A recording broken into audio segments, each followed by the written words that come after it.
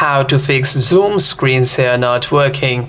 First, you want to simply open the Zoom application, and inside your Zoom app, you want to simply go to your meeting over here first. Inside your meeting, you want to simply tap on this more option over here, and you want to click on start share. After that, you want to simply tap on share screen and tap on start now to start sharing your screen.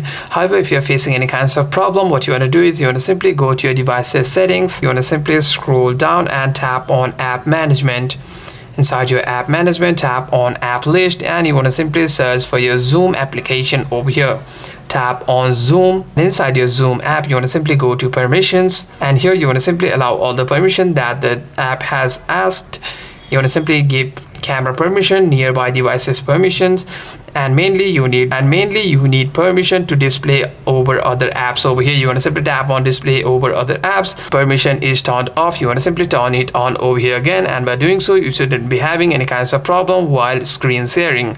Hope this video was helpful, and if you have any further questions, make sure to leave a comment down below.